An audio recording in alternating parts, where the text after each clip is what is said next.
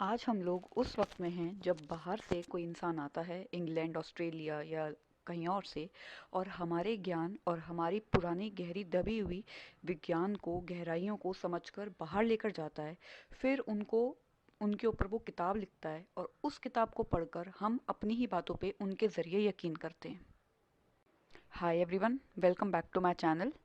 आज हम लोग एक बहुत ही इंटरेस्टिंग और कंट्रोवर्शियल टॉपिक, कंट्रोवर्शियल इसलिए क्योंकि कुछ लोग इन बातों में बिल्कुल यकीन नहीं करते, उनको ये बातें ख्याली पुलाव लगती हैं और इनको वो गलत समझते हैं। तो हम बात करेंगे आज अघोरी और अघोर विद्या के बारे में।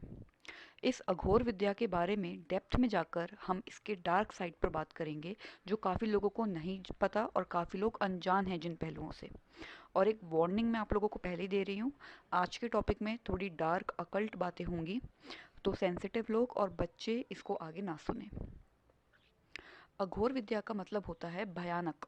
अघोर, घोर का मतलब बेसिकली होता है भयानक, और अघोरी का मतलब होता है जो भयानक से भी परे है। तो एक तो होता है भयानक और एक भयानक से भी परे होना, उसको हम अघोरी कहते हैं। इतना तो हम सब जानते हैं कि एक मंजिल को पाने के अनगिनत रास्ते होते हैं। कुछ आसान रास्ते होते हैं, कुछ लंबे रास्ते होते हैं और कुछ जानलेवा रास्ते होते हैं। तो अगर आपके अपने जीवन का, अपने प्राण का, अपने होने का अगर आपको सच जानना है, तो आपके पास बेसिकली दो रास्ते हैं जिनको हम राइट एंड लेफ्ट कह सकते हैं। अगर हम राइट हैंड की बात करेंगे तो योगा है। योगा के अंदर सिर्फ फिजिकल योगा नहीं, हमारा ध्यान, मेडिटेशन, अपने सांस को कंट्रोल करना, और जितने क्रिया योगा बेसिकली जो बहुत ज़्यादा प्रसिद्ध है आजकल, क्रिया योगा से जो हम पा सकते हैं, जो हम जिस चक्र की बात करते हैं कि जहाँ पहुँच कर हम एक लिबरेशन की ओर जा सकते हैं, वही काम अघोरी लेफ्ट हैंड मतलब अघोर विद्या से करते हैं। अब अघोरी जब अघोर विद्या का इस्तेमाल करके उसी रास्ते पर चलते हैं, तो सबसे बड़ा खतरा ये होता है कि उनकी जान भी जा सकती है अगर उन्होंने कुछ गलती करी तो।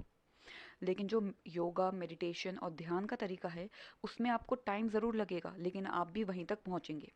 लेकिन अघोरियों के अंदर इतना इंटेंसिटी होती है, इतनी स्ट्रेंथ होती है कि वो जानते हैं कि चाहे वो कितना ही अपने आप को पीड़ा दें, कष्ट दें और कितना ही घिनौना या भयानक काम करें, एंड का रिजल्ट वही है जो आप लोग योगा से, मेडिटेशन से और ध्यान से पा सकते हैं।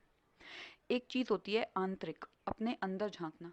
तो आंतरिक बना होता है मांत्रिक, यंत्रिक और तांत्रिक चीज़ों से। तो तंत्र, मंत्र, यंत्र, इन तीनों चीज़ों का इस्तेमाल एक अघोरी करता है। उसके लिए चाहे उसको किसी डेड बॉडी का मांस खाना पड़े, कुछ और गलत काम करना पड़े, तो वो उसको गलत और सही की आंखों से नहीं देखता। उसके लिए इन सबसे परे जाना है, जिसे हम कहते हैं हम अपना दिमाग ऐसा कर लें कि हम किसी चीज़ में डिफरेंस ना करें कि क्या सही है क्या गलत है। एक इक्वल स्टेज पर आना जहाँ पे आप हर एक चीज़ को एक सेम नज़रिए से देखें, वो एक अघोर विद्या होती है। अब अगर मैं आपको एक एग्जांपल दूं कि आपके एक हाथ में गोली लग गई है, अब आपको बहुत दर्द हो रहा है जो आपसे सहन नहीं हो रहा है।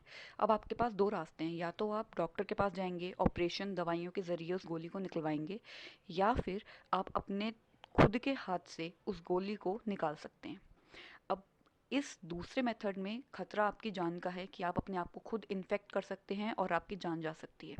लेकिन जब आपसे दर्द सहन ही नहीं हो रहा है, तो आपके पास सबसे जल्दी ऑप्शन यही है कि आप अपने हाथ से वो गोली बाहर निकाल लें। यही तरीका है अघोरियों का। उनके पास इतनी इंटेंसिटी, इतनी स्ट्रेंथ होती है कि वो रुकना नहीं चाहते और वो जल्द से जल्द अपनी मंजिल पे पहुंचना चाहते हैं, चाहे उसके लिए उनको कुछ भी करना पड़े। अब अगर कुछ लोग सोचते हैं कि अघोरी जो है वो काला जादू करते हैं, तंत्र करते हैं, लोगों को परेशान करते हैं, तो ऐसा नहीं है। जिन लोगों की आप बात कर रहे हैं वो तांत्रिक होते हैं। अब तांत्रिक क्या है? जब आप अघोरी के पथ पे चलते हैं, अघोर विद्या के पथ पे चलते हैं, तो आपको कई सिद्धियां मिलती हैं। अगर मैं टोटल कहूँ तो 8 सिद्धियां होती हैं जिनके ज़रिए आप एक तरीके से चमत्कारी सुपर ह्यूमन बन सकते हैं। अब कुछ लोग उन शक्तियों के भ्रम में अपने असल पाथ से हट जाते हैं और उन शक्तियों का इस्तेमाल करके वो कुछ गलत और कुछ सही काम करते हैं, उनको हम तांत्रिक कहते हैं। अब सिद्धियाँ कौन कौन सी होती हैं? आप अपने शरीर को किसी और के शरीर में भेज सकते हैं, आप बहुत छोटे हो सकते हैं, बहुत हल्के हो सकते हैं, बहुत बड़े हो सकते हैं। कहते हैं कि ये सारी 8 सिद्धियाँ हनुमान जी के पास थी, सारी 8 सिद्धियाँ। तो ये जो अघोरी होते हैं, ये कभी कभी उन शक्तियों के नशे में अपने मेन पथ से भटक जाते हैं। तो ये भी एक साइड इफेक्ट होता है अघोरियों के पथ पे चलने का, कि आप भटक सकते हैं। अब कभी आप अगर बनारस, ये मणिकर्णिका या हरिश्चंद्र के घाट पर जाएं तो वहाँ पे जो डेड बॉडी को जहाँ जलाते हैं, वहाँ काफ़ी अघोरी आते हैं और वो आपसे पूछते हैं कि ये जो इंसान मरा है उसकी उम्र क्या थी, वो कैसे मरा है। अब कुछ लोग गलती से उन लोगों को बता देते हैं और कुछ लोग नहीं बताते, और कुछ लोग उन डेड बॉडीज़ को एकदम प्लास्टिक के रैप में रैप करके लेके जाते हैं। ऐसा क्यों होता है? क्योंकि जो अघोरी होते हैं उनको पता होता है कि जो प्राण शक्ति होती है वो हमारे शरीर में से 40 दिन तक नहीं निकलती मरने के बाद भी। तो इसलिए हिंदुओं में ये रिचुअल है कि हम डेड बॉडी को जला देते हैं। जलने से वो प्राण शक्ति एकदम से बाहर निकल जाती है, और जब वो प्राण शक्ति बाहर निकलती है तो अघोरी उस शक्ति का इस्तेमाल कर सकते हैं, अगर आप लोग जो फैमिली मेम्बर्स होते हैं वो उस डेड बॉडी के पास ना हो तो। अब उनके लिए ये बात भी गलत या सही नहीं है, उनके लिए बस ये एक टूल है, एक जरिया है अपनी शक्तियाँ बढ़ाकर अपने मंजिल को पाने का। अगर आप कभी किसी मुर्दे को जिंदा होते हुए देखना चाहते हैं, वक्त में आगे पीछे जाना या किसी और के शरीर में घुसना, उड़ना, पानी पर चलना, इन सब चीज़ों को एकदम चमत्कार मानते हैं, तो आप अघोरियों से अभी मिले नहीं हैं, क्योंकि अघोरियों के लिए बहुत ही सिंपल बातें हैं।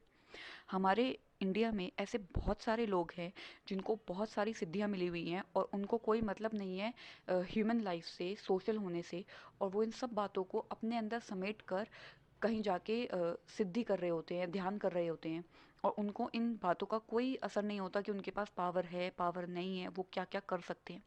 क्योंकि मकसद सिर्फ एक है, उस अल्टीमेट सच को जानना जो लोग अलग अलग तरीकों से जानना चाहते हैं। तो ये सब बातें कोई चमत्कार नहीं है। अगर कोई बाहर से आके इन सब बातों को यहाँ से देख कर जाए, चाहे वो ऑस्ट्रेलिया का हो, इंग्लैंड का हो, अमेरिका का हो, और जाके बाहर वो किताब लिख दे और फिर हम लोग उस किताब में पढ़ के इन बातों पे यकीन करें, तो ये हम अपनी खुद की सभ्यता का मजाक उड़ा रहे हैं। तो ऐसी बहुत सारी चीज़ें हैं जो भारत में हैं और हम उन चीज़ों से अनजान हैं। आई होप आपको आज का टॉपिक पसंद आया होगा।